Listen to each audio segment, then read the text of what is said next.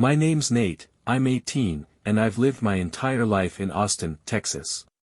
Right after my parents got divorced, Mom and I moved from a small suburban neighborhood on the outskirts of the city to a quieter cul-de-sac closer to the downtown area. She needed a fresh start, she said, something to help her heal from the split and give me a stable routine for college. That's how we ended up in a two-bedroom house with a bright green lawn and a cozy porch, a house that looked friendlier from the outside than any place I'd lived before. To be honest, it was strange in the beginning. I just started college at the University of Texas at Austin, so my days were spent juggling new lectures, meeting classmates, and trying to figure out how to use the campus shuttle without getting lost. I'd come home in the evenings to an almost too quiet house. My mom, Melissa, was 40 years old, petite, and had this warm, caring energy about her. Her hazel eyes sparkled whenever she smiled. She worked as an administrative manager at a local insurance firm, and since my dad left, she'd thrown herself into her job and random home renovation projects. That's also how James, my best friend, came into the picture. We'd been friends since sophomore year of high school. James was also starting his freshman year at UT Austin, and his family home was on the opposite side of town. Because of his complicated relationship with his parents, lots of yelling, messy fights, he often needed a calmer space. I suggested he crash at our house sometimes, especially on nights we stayed up studying late or playing video games. Mom said she didn't mind having two college guys around, she thought it was fun to have more activity at home. I thought this new arrangement was perfect. We'd go to classes, do homework, hang out, then James would stay over at my place if it got too late. But that first week in our new home was the start of something that would turn all my assumptions inside out. Because in the background, unspoken tensions were quietly building, like invisible cracks in glass, waiting for the smallest tap to shatter everything. One of the first mornings that week, I woke up at dawn to my alarm screeching on my nightstand. The thin walls of the house meant I could hear Mom getting ready too, hair dryer whirring away, the clink of a makeup brush on the counter. James was sprawled out on an inflatable mattress, arms dangling off the sides, completely oblivious to the world. I nudged him with my foot. "James, wake up, man," I muttered. "We've got class in an hour." He groaned, rolling onto his back, half opening his eyes. "Just 5 more minutes," he said, voice muffled by a pillow. I smirked, shook my head, and went to wash up. Our morning routine had that laid-back familiarity of people who've been friends a long time. After I showered and changed, I could hear Mom talking as she came down the hallway. She was wearing a pale blue blouse and slim-fit pants, her long brown hair loosely tied back. She peeked into my room, smiling at James who was stretching on the mattress. "Morning, guys," she chirped. "Coffee's on the stove if you want some." Mom's friendliness was always a comfort to me. Yet, I noticed something flicker in James's eyes. He gave her a polite smile, but there was a faint awkwardness. It was so subtle I could have sworn I was imagining it. And maybe I was. Maybe I was just tired and reading too much into things. But I remember that moment distinctly because it was the first time I felt something off, like a small alarm bell inside that I dismissed too quickly. We had breakfast in the small kitchen. Mom sipped her coffee and ate scrambled eggs, I grabbed a slice of leftover pizza, and James rummaged for cereal. The conversation was normal, how we needed to leave soon or get stuck in traffic, how I still needed a bus pass, how Mom had an early meeting at work. But overshadowing it all was this weird tension I couldn't name. I brushed it off, convinced that moving and starting college had me on edge, and that James was just not a morning person. An hour later, James and I were rushing out the front door, backpacks slung over our shoulders. Little did I know, that unsettled feeling was just a precursor to a storm. College was an adventure in itself, huge lecture halls, new people every day. We had a couple of classes together, Intro to Psychology and a mandatory composition course, so we usually stuck together until the afternoon. I tried to focus on the lectures, to soak in the excitement of being in a bigger academic world. But occasionally, I'd glance at James. He seemed distant, or maybe just preoccupied. During a break between classes, we grabbed sandwiches at a food cart outside the main quad. The Texas sun blazed overhead, and we stood in a sliver of shade. James took a bite of his grilled chicken sandwich, then looked at me pensively. "You ever think about where you'll be in 5 years, man?" he asked. I shrugged. "I guess I'll still be finishing up a degree, maybe applying to grad school." "Hard to say." "Why?" He averted his eyes. "I'm just feeling restless, I guess. Like something's missing. I don't know if it's about my parents or about life in general." I felt a tug of concern. James had always been more introspective than me, but this new layer of discontent was unusual. "We'll figure it out," I said. "It's all new. We just got here. Give it time." He nodded, half smiling, then changed the subject to a video game tournament we wanted to watch online. Still, the tension behind his eyes lingered. As the day went on, I tried to push that aside too. We had plenty of reading to do, and class assignments were piling up. But some part of me kept replaying his words, like something's missing. That afternoon, James and I took the bus back to our neighborhood. The moment we opened the front door, I heard voices inside, Mom's laughter and a deeper male voice I didn't recognize. My stomach tightened. Mom was in the living room, sitting on our small couch, chatting with a man I'd never seen before. He wore a neatly pressed shirt, dark jeans, and had an air of confidence about him. "Oh, Nate, you're home." Mom's cheeks flushed slightly, and she stood up. "This is Carl. We, met through a colleague at work." Carl extended a hand to me. "Nice to meet you, Nate. I've heard good things." Then he glanced at James, giving a nod.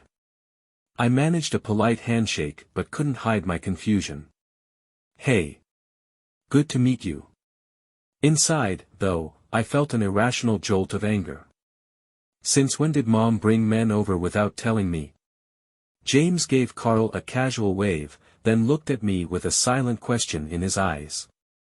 Meanwhile, Mom gestured to the half-empty plates on the coffee table. "We were just having a quick bite.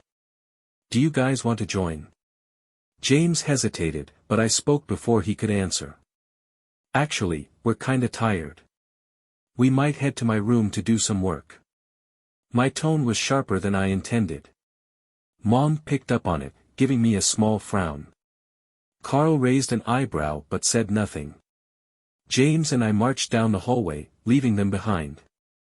The second I shut my bedroom door, I let out a frustrated sigh. "What's up with you?" James asked, dropping his backpack on the floor. "That's what I want to know," I muttered. My mom never said anything about seeing someone. And now this guy is just, in our living room? James shrugged.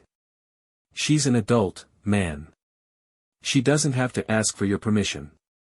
I glared at him. "I'm not saying she does. It's just weird. She and my dad only split up a few months ago. I didn't think she was ready to date." "Maybe she's just being social," James offered, sitting on the edge of my bed. "Don't read too much into it." I let out a long breath. "I don't know.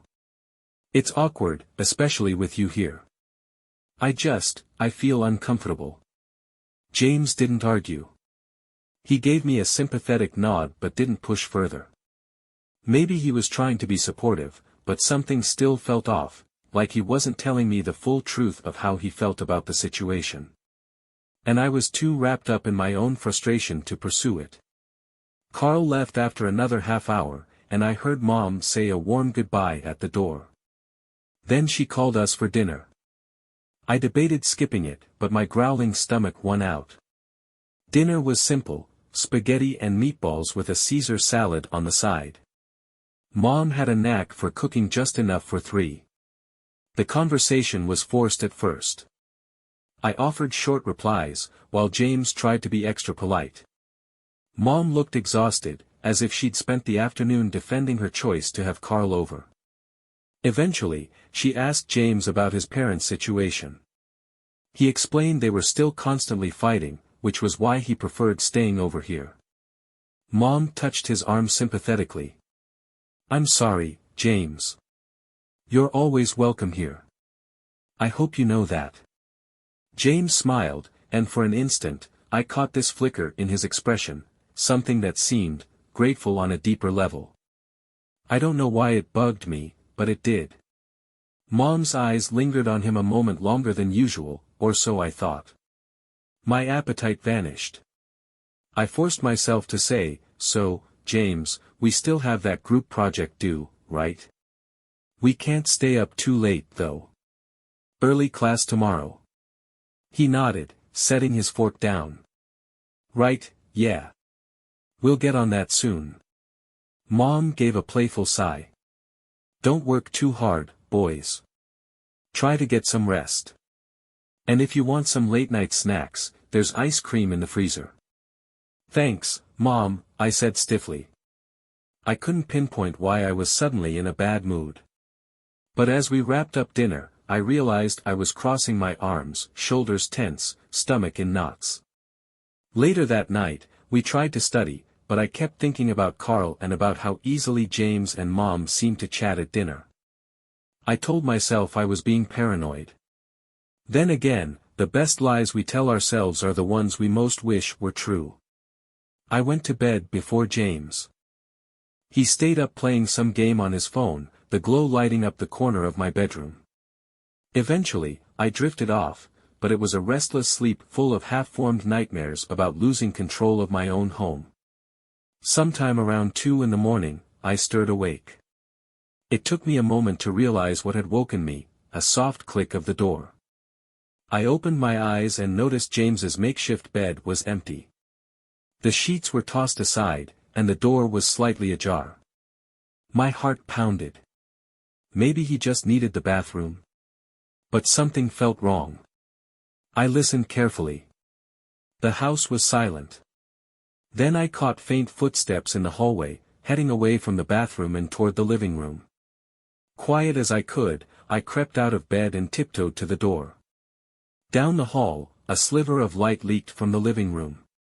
Pressing myself against the wall, I peered around the corner. There, by the faint glow of a table lamp, stood James, and my mom, Melissa. She wore a thin robe, hair loose around her shoulders. They were standing very close. My breath caught in my throat. I couldn't hear exactly what they were saying, but I saw how James looked at her.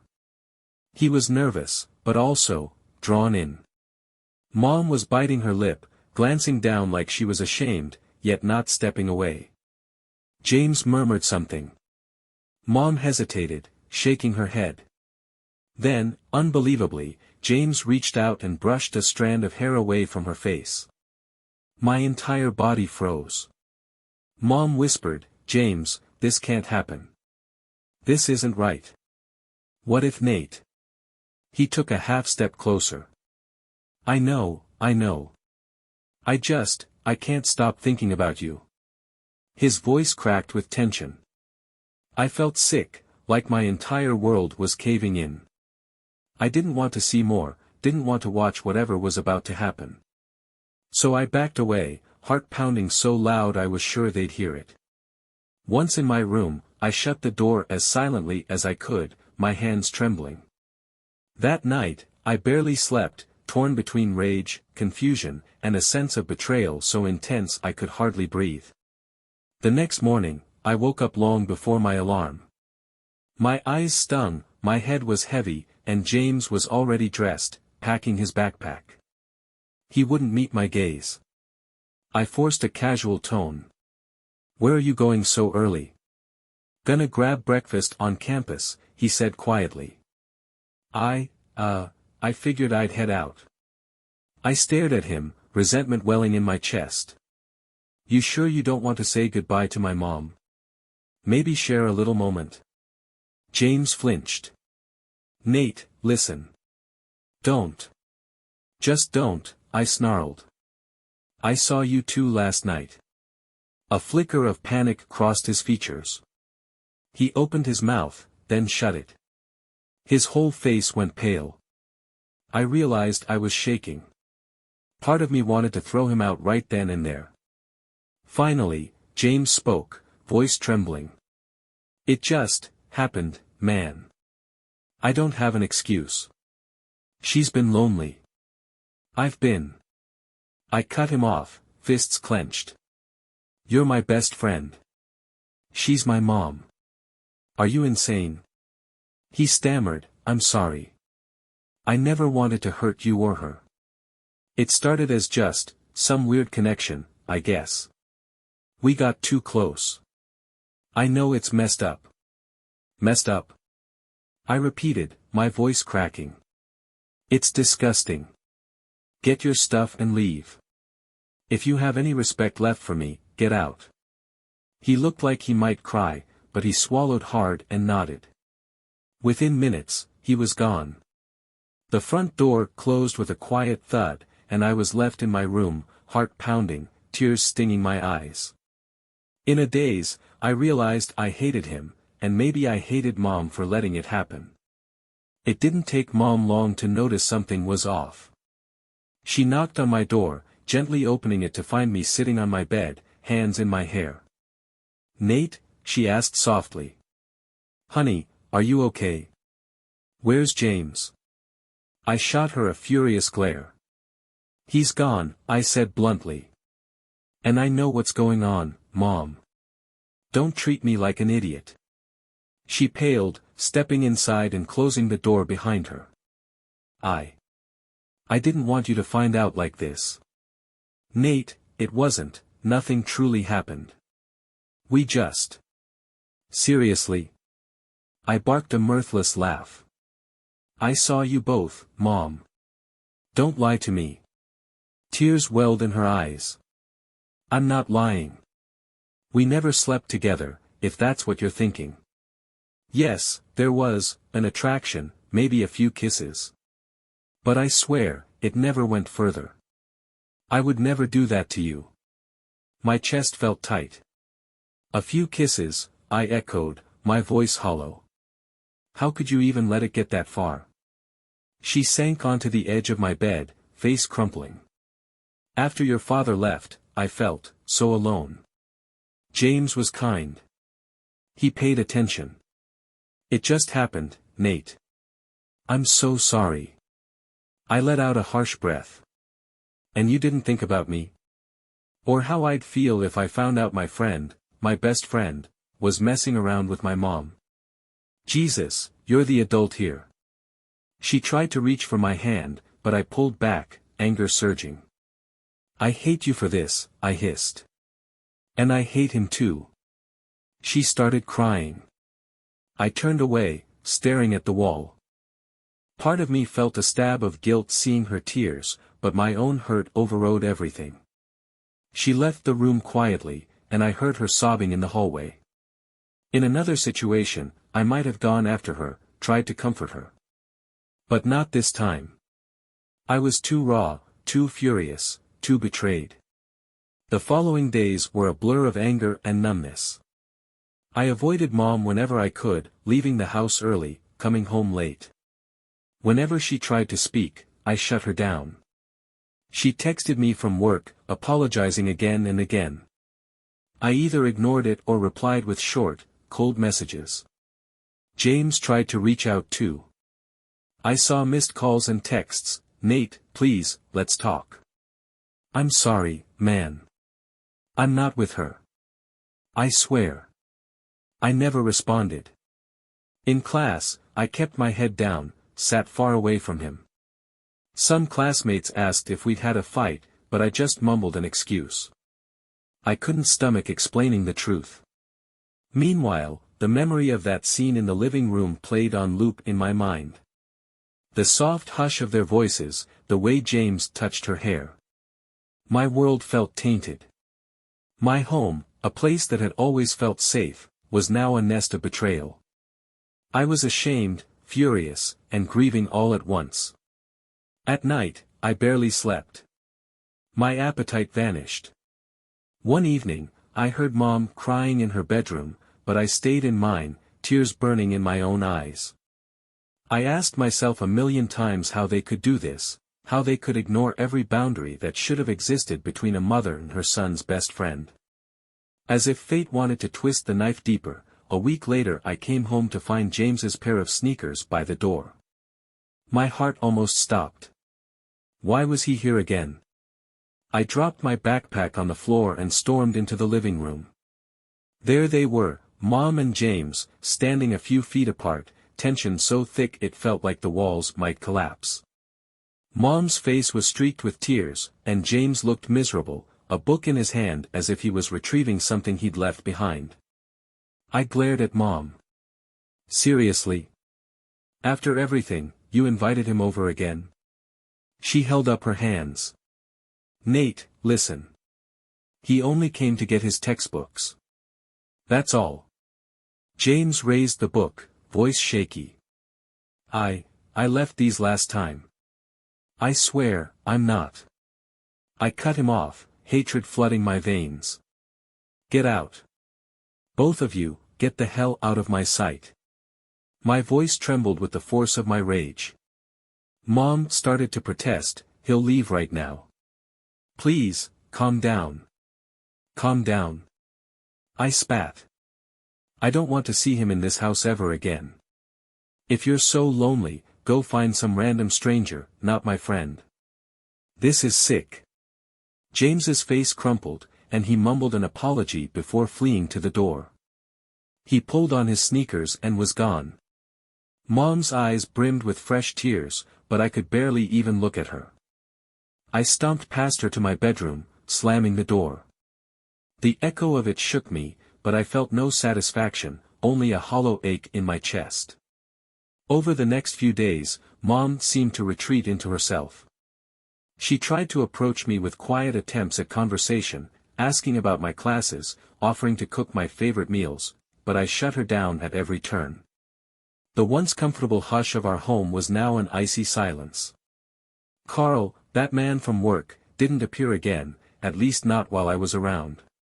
Sometimes I wondered if Mom had ended things with him out of guilt or if they hadn't been serious at all. Yet that question felt trivial compared to the devastation James and she had caused. One late afternoon, she mustered the courage to corner me in the kitchen. Nate, I need you to hear me out, she pleaded. I ended any contact with James, whatever weird feelings there were, it's over. I promise you. I was unloading groceries, every movement stiff with tension. Like that matters now. You already crossed the line. Tears glistened in her eyes. I know. I can't take it back. But I'm your mother. I love you. Please, I can't lose you. I slammed the fridge door shut, voice trembling. Maybe you should have thought about that before you let him get close. Before you started kissing my friend in the middle of the night. She flinched at the harshness of my tone. I threw the last item on the counter and stormed out again. Even though my anger burned strong, a part of me felt exhausted by the constant bitterness. But I couldn't see any other way. The betrayal was too raw. Eventually, the tension became unbearable. The house felt suffocating, and I dreaded coming back. Around campus, I started looking for roommates or a cheap sublet. Something, anything, to get me out of Mom's place. Money was tight, but I figured I could manage a part-time job if it meant distancing myself from this nightmare. I scheduled an afternoon meeting with a landlord who had a small room near campus.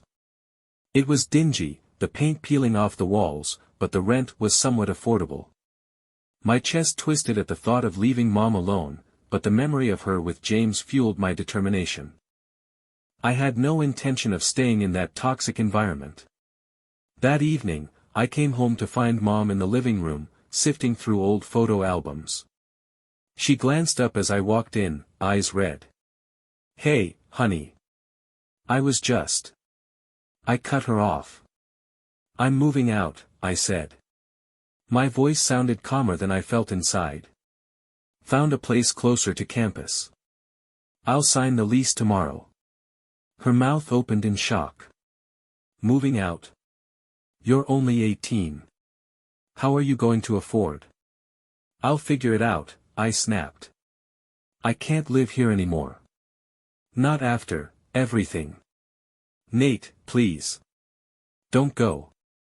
She stood up, tears swimming in her eyes again. I know I messed up. But this is your home. We can fix this. My throat felt tight, and I struggled to keep my emotions in check. You shattered my trust, Mom. It's not fixable. At least, not right now. She broke down crying, and all I could do was watch in silence, my heart aching despite my anger. A part of me hated causing her pain, but I felt like I had no other choice. The betrayal was too deep, the memories too fresh. It took about a week to get everything ready for my move. Mom oscillated between desperate pleas for me to stay and resigned acceptance that she couldn't change my mind. The night before I left, she cooked a final dinner, macaroni and cheese with roasted vegetables, a dish she knew I liked. We sat across from each other at the small kitchen table. The silence was heavy. She finally spoke, voice trembling. If you need anything, money, furniture, groceries, just call me, okay? I stared at my plate, unsure how to respond. Sure, I mumbled. Thanks. Her eyes searched my face for any sign of forgiveness. I offered none. Afterward, I helped wash the dishes in silence, remembering all the nights we'd done this as a family when Dad was still around. A wave of sadness hit me, but I refused to let it show. Later in my room, I packed up the last of my clothes. I scrolled through old messages from James, ignoring the pang in my chest. We were so close, man. But that friendship was gone, incinerated by a betrayal I couldn't forgive. The next morning, I loaded my stuff into my beat-up car. Mom stood on the front steps, hugging herself in the early sunlight. I love you, she said, voice hoarse. I hesitated. Then I nodded, swallowing the lump in my throat. Take care, Mom. I drove away, leaving behind the house that was supposed to be a fresh start. Instead, it had become a place of heartbreak. My new home was a cramped bedroom in an old house shared by 3 other students.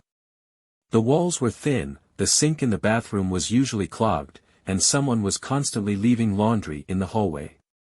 But it was mine, my space, away from the echoes of my mother's mistakes and my friend's betrayal. I threw myself into college life. I picked up extra shifts at a campus library, burying myself in shelving books and scanning barcodes.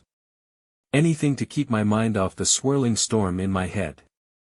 I stopped texting or calling Mom, ignoring her repeated attempts. She tried to send me groceries, gift cards, anything, but I politely turned them down. Sometimes at night, I'd lie awake missing the warmth of home, missing the gentle presence of Mom before all this happened. But then I'd remember James standing close to her, that intimate hush.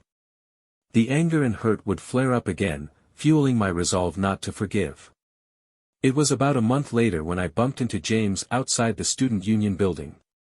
He looked thinner, dark circles under his eyes. The sight of him sent my pulse racing with resentment. He tried to approach me. Nate, he said in a shaky tone. Can we please talk? I clenched my fists, fighting the urge to walk away. Part of me wanted to punch him in the face, but I took a breath and forced some composure. What do you want? He sighed. I want you to know, I'm not talking to your mom anymore. Whatever we did, it's over.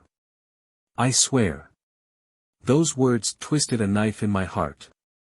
It reminded me that for them, it had been a thing in the first place. Why should I believe you? I asked, voice cold. He shifted his weight, looking miserable. We realized it was wrong. She ended it. I ended it. It never should have happened. And I hate myself for hurting you like that. I stared at him, my throat tight. You destroyed everything, James. You get that, right? I can't just forget that. He nodded slowly. I understand. I'm not asking for instant forgiveness. I just want you to know how sorry I am. A tense silence settled between us. Finally, I mumbled, fine. I know you're sorry. But that doesn't fix anything. He swallowed. I know. If you ever want to talk or just not hate me anymore, I'll be around. I said nothing more and walked away, heart pounding. Once out of sight, I stopped behind a building, leaning against the wall, struggling not to burst into tears. Why did betrayal cut so deep? Mom's texts kept coming, though I rarely replied. I miss you, sweetie. Are you okay? Please tell me how you're doing in school. I'm worried. Nate, I'm sorry. I love you more than anything. Let's talk. Each time, the messages reopened wounds. I'd type a response, then delete it. On rare occasions, I'd send something brief like, I'm alive. Busy. Don't worry. That was all she got. Part of me missed her, but I didn't know how to reconcile that with my anger. Late one night, after studying, I couldn't sleep.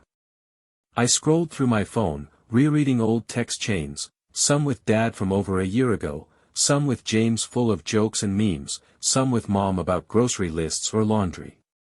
My heart twisted, recalling simpler times. But those days were gone. My friend and my mom had crossed a boundary that could never be undone. One Saturday afternoon, I stopped by a local coffee shop off campus.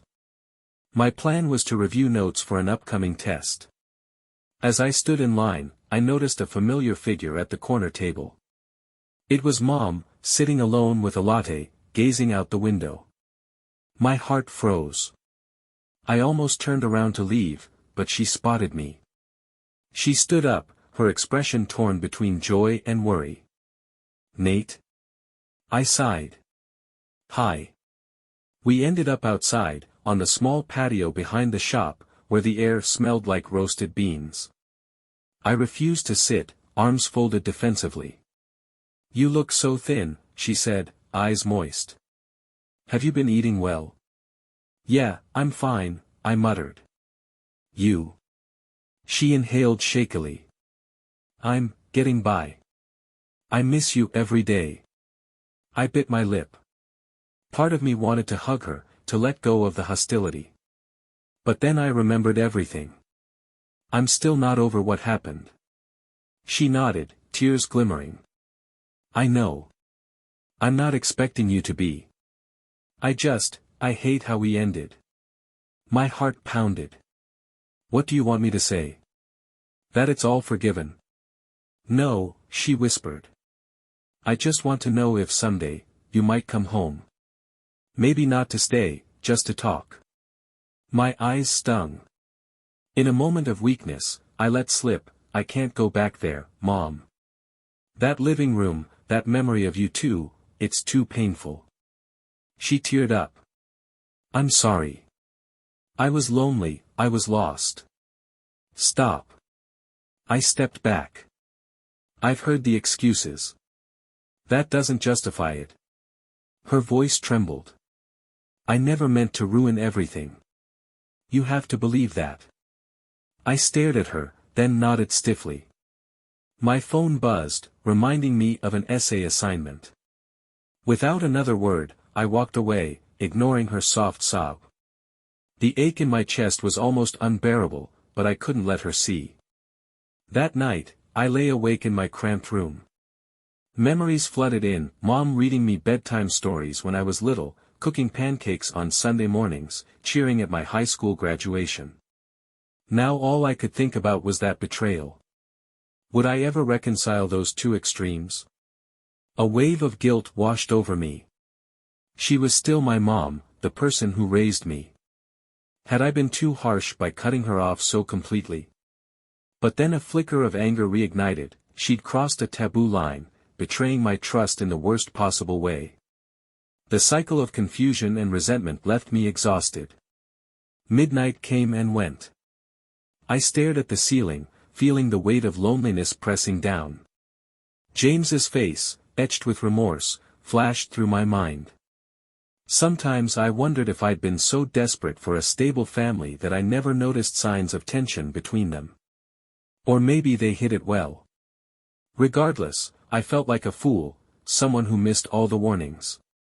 A few weeks later, an unexpected twist occurred. I got a call from an unknown number. Against my better judgment, I answered. It was James, whispering in a frantic tone. He asked me to meet him near an old building on campus, said it was urgent.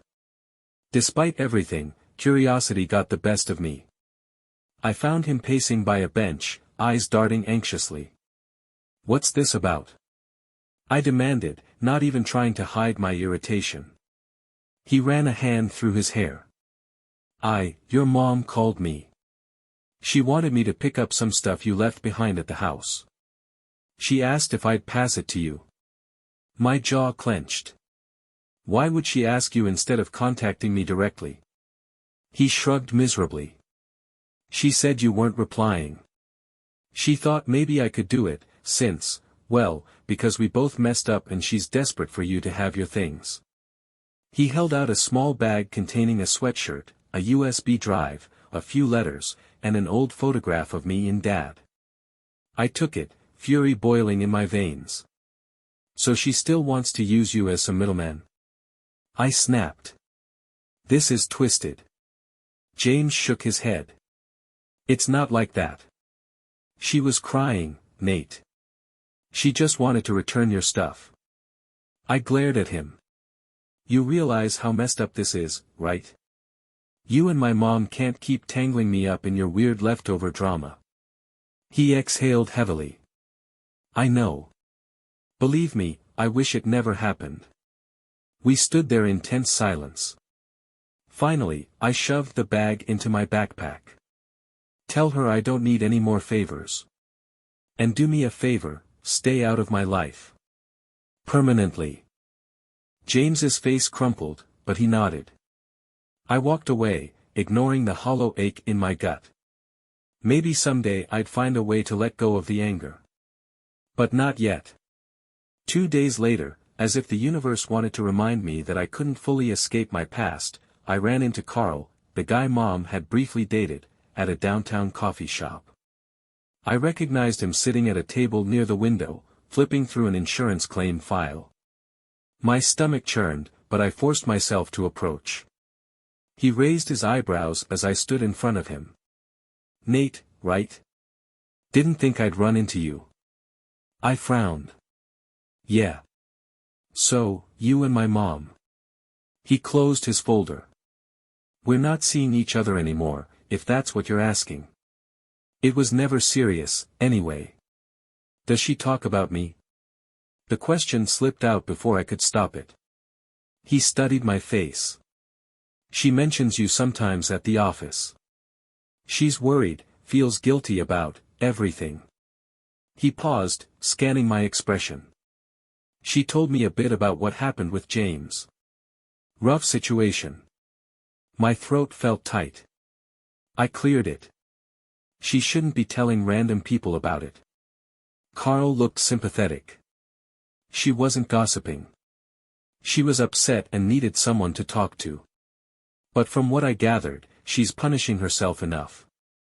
If that matters to you." I didn't know what to say. A swirl of shame and sadness twisted in my gut. Even though I loathed what had happened, the image of Mom in pain haunted me. I stammered a goodbye and left, feeling like I'd just peeled off a scab that was barely healing. Mid-semester stress ramped up, exams, essays, and group projects. My grades started to slip, and my roommates complained that I was always moody. I spent more time alone, sometimes lying on my bed listening to music or wandering aimlessly across campus at night. My thoughts always circled back to the same question: could I ever forgive them? One rainy evening, I found myself at the campus library, heart thudding after a stressful test. I tried to focus on an assignment, but my mind kept drifting. Eventually, I typed out a text to Mom, I'm not ready to talk, but I miss how things used to be. Then I deleted it. The next moment, I typed, "Why James?" I deleted that too. Ultimately, I ended up writing nothing, shutting my phone off to avoid the temptation. The next day, while I was working a shift at the library, my manager approached, asking if I'd consider picking up extra hours on weekends. She had noticed my seriousness and guessed I needed the money. I jumped at the chance, reasoning it would keep me busy and out of my own head. That Saturday, I was reshelving books in a quiet corner when my phone buzzed. It was a text from an unknown number. "Nate, this is Dr. Caldwell from UT Counseling Services. Your mom reached out, concerned. She asked if we could offer some discreet help. If you're open to talking, let us know. No pressure." I almost threw my phone in frustration. Mom was now contacting the campus counseling center behind my back. But a small part of me wondered if maybe she was right. The anger was eating me up. Still, I deleted the message, not responding. I wasn't ready for that step, especially not because Mom had arranged it. As the weeks passed, my emotional turmoil started affecting the vibe in my shared house. One of my roommates, Carlos, confronted me in the kitchen. "Look, dude, I don't know what's going on with you," he said, arms folded. "But you're always in a mood. You snap at us for no reason." I set my cup down with a clang. "I'm just dealing with personal stuff. Sorry if it bothers you." Carlos sighed. "We get that, but it's not fair for you to bring that bad energy here all the time. We're not your punching bags." I clenched my jaw. "Fine. I'll keep it to myself." He frowned. "That's not what I mean. Maybe talk to a counselor, or a friend, someone. Bottling it up won't help." His words echoed uncomfortably in my head. The truth was, I was losing my hold on everything. My grades were in a slump, my relationships were fracturing, and the unresolved pain with Mom loomed over me like a dark cloud. For the first time, I let myself wonder if I truly needed professional help. That night, I revisited the counselor's text message. "Dr. Caldwell from UT Counseling Services." I stared at it for a full 10 minutes. Eventually, I found myself typing a hesitant reply, "Hi, this is Nate. My mom gave you my number." Within minutes, I got a response, "Yes, she did. She's worried about you. But if you're not comfortable with that, we understand. We're here if you ever want to talk." I sat there, the words blurring in my vision. My mother might have gone behind my back, but maybe her intentions were good. Maybe she just wanted me to get help. That realization sparked a tiny wave of compassion for her. Still, I wasn't sure if I could actually show up and talk about the humiliating details of my mom hooking up with my best friend. After a few minutes of tortured indecision, I replied, "I don't want Mom involved, but I might be open to a session." The counselor responded kindly, offering a time slot. I left it on read, mentally exhausted. But the seed was planted. A few days later, I was walking across campus at dusk when I spotted James again. He was alone near a study lounge, shoulders slumped. Despite wanting to avoid him, my curiosity flared. I walked over. He looked surprised but not defensive. "Nate?" I exhaled slowly. "I might regret this, but, how are you?" James's eyes flickered with 100 emotions. "Not great," he admitted. "I lost my scholarship because my GPA slipped, and I'm close to dropping out. My parents barely talk to me. I have no place to go except that messy house. It's all just, messed up." A pang of sympathy hit me. We'd once been inseparable. Now he was practically falling apart, and part of me still hated him. "I'm sorry," I said, and I almost meant it. "This doesn't mean I forgive you." "I know," he whispered, voice tight. "I don't expect you to. I messed up. But you were the only real friend I had, and I can't pretend it doesn't hurt like hell. I swallowed the lump in my throat. What about my mom? Are you still?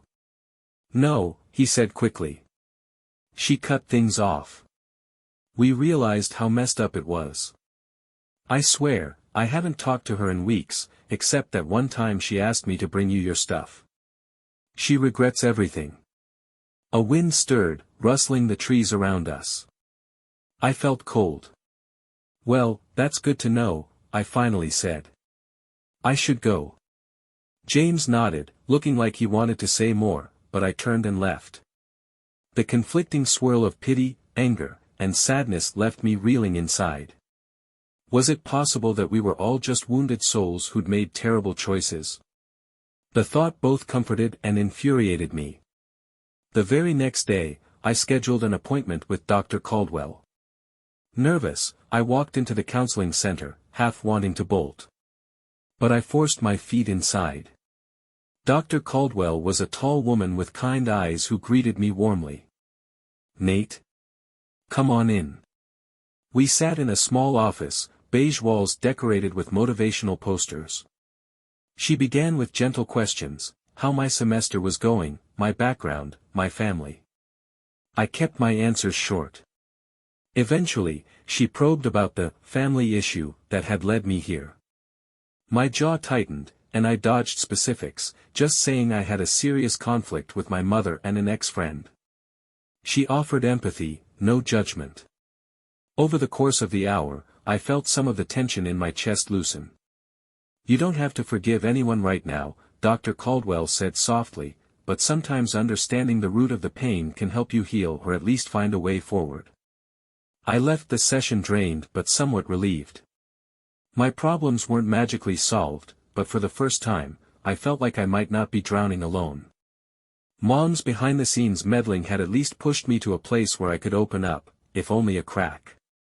One weekend not long after, I needed to pick up a document from home, my birth certificate for some financial aid papers. I'd avoided going there for months, but rummaging through official files at the house was my only option. Mom told me she'd be out grocery shopping and left a key under the mat. Perfect. I could grab the documents without seeing her. Or so I thought. I arrived, unlocked the door, and headed to the study. Sunlight streamed through the windows, illuminating dust particles in the air. Old family photos hung on the walls, a younger me smiling between Mom and Dad, carefree. I tried not to look too closely. As I rifled through drawers, I heard the front door open, then familiar footsteps. Mom's voice echoed in the hallway. Nate? Are you here? My pulse spiked. She was supposed to be gone. I tried to compose myself. She appeared in the doorway, grocery bags in each hand, looking shocked. I didn't realize you'd come so soon. I cleared my throat. Yeah, I just needed my birth certificate. Didn't expect you. She set the bags on the table. I can give you a ride back, if you want. Or we could. No, I said quickly, my voice firm. I'll go on my own. She nodded, eyes downcast, a silent tear rolling down her cheek. Then, as if compelled by some unseen force, she walked over to me. I wanted to back away, but she placed a hand on my arm. Nate, please, she whispered. I know you hate me, but... My throat constricted. Mom, it's... Suddenly, my phone buzzed. I glanced at the screen, grateful for the interruption, a text from James. Hanging in there. My stomach twisted in confusion. Why was he texting me now? Mom saw the name on my screen. Her face paled. He's still messaging you. I stepped back, sliding the phone into my pocket. I'm not talking to him. She exhaled shakily, tears brimming again. I'm sorry, she repeated, voice cracking. The air felt unbearably heavy, as if every raw emotion hung around us. Then, in a burst of unfiltered pain, she said, I wish I could erase it. Please believe me. I shook my head, speechless. My chest felt like it would collapse from the weight of sorrow. Finally, I muttered, "I need to go," and rushed out, the certificate clutched in my hand. She called my name, voice echoing, but I was already out the door, tears threatening to spill down my face. Back in my tiny room, I slammed the door and sank to the floor. My chest heaved with silent sobs I hadn't allowed myself to release in months. I felt like a dam had burst, flooding me with heartbreak for the family I'd lost, for the home that never truly felt like home again, for the friend who betrayed me, and for the mother who made an unforgivable mistake. A wave of grief, anger, regret, and longing all tangled into one. I curled up, hugging my knees, letting out muffled cries. It was the most painful release I'd ever experienced. In my mind, I replayed the image of James's gentle touch on Mom's face, her soft robe in the dim lamplight, the hush of their voices. It tore me apart. Time blurred, I don't know how long I stayed there. Eventually, exhaustion took over, and I dozed off in that uncomfortable position, sadness weaving through my dreams. Days passed. I continued my counseling sessions with Dr. Caldwell, slowly revealing bits of the truth, how I caught Mom and James in that late-night moment, the subsequent fallout, my move out, the suffocating mixture of guilt and rage. She helped me acknowledge that while I felt betrayed, Mom and James were also deeply flawed humans seeking connection. It didn't excuse what they did, but it framed it in a less monstrous way. Meanwhile, I tried to salvage my grades, spending hours in the library. My roommates gave me space but occasionally checked in. Even Carlos seemed more sympathetic after I apologized for my attitude. Slowly, the chaos in my head began to quiet, just enough for me to consider whether I wanted to live in hatred forever. One evening, I found myself typing a short text to Mom, "I'm working on it. Not ready yet, but not ignoring you. Nate." I hovered over the send button for a long moment, then pressed it. My heart pounded, but a strange sense of relief washed over me. She replied within minutes, a simple, "I understand. Love you always." I put the phone away, uncertain of my emotions. But it felt like the slightest crack in the wall I'd built. And so here I am, finishing this chapter of my life with more questions than answers. I still live in my tiny shared house near campus, though it feels more like home than Mom's place does. James and I remain distant. He's struggled academically and personally, and I no longer have the energy or trust to help him. Mom and I text occasionally, polite, cautious messages that dip our toes into shallow waters. My counselor says it's progress, that healing takes time. Maybe I'll never fully forgive them, or maybe one day I will. Right now, the best I can do is keep my heart from completely closing off. End of the story, or is it? There's no neat resolution.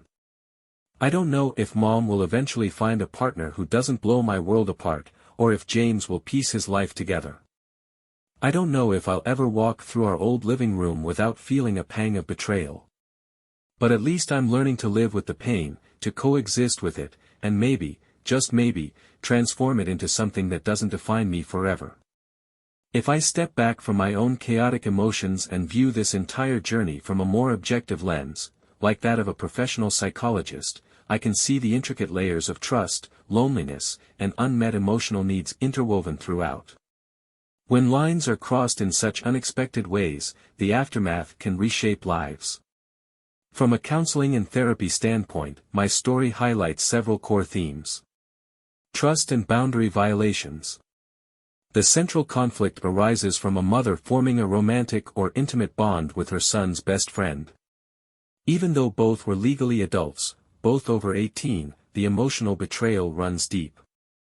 Therapeutic view. Such a breach of boundaries in a family system can cause long-lasting trauma, especially when it involves significant figures like a parent and a close friend. Loneliness and emotional vulnerability. My mom felt isolated and vulnerable after her divorce. James felt disconnected from his own tumultuous home. Their emotional needs collided, leading them to cross lines they should never have crossed. Recommendation: address loneliness through healthier support systems, therapy, group activities, or reconnecting with friends. Loneliness can push people to grasp at any connection, even those that are inappropriate or damaging. Role of shame and guilt. Both my mom and James experienced guilt and remorse, but they struggled with how to handle it. The secrecy and shame only intensified the damage. Recommendation: open dialogue in a safe environment, like a family therapy session, can help articulate these feelings, reducing secrecy and facilitating accountability. Conflict resolution and space. I moved out to protect my own mental well-being, which is often a necessary step if the home environment becomes too toxic. Sometimes space is the first step toward healing. Recommendation: a cooling-off period, followed by guided mediation or therapy sessions, can create a safer emotional distance. In time, structured conversations can occur with a neutral therapist present. Possibility of forgiveness or acceptance. Forgiveness doesn't happen overnight. It's a personal choice and may involve partial reconciliation or just an internal sense of letting go of anger. Recommendation: therapeutic work can guide individuals in discovering whether reconciliation is possible or if it's healthier to maintain boundaries and move forward separately. Moving forward and self-care. My pursuit of counseling and establishing independence are key factors in my eventual healing. Recommendation: individuals in similar crises should prioritize their own mental health, possibly seeking professional help, and practice self-care.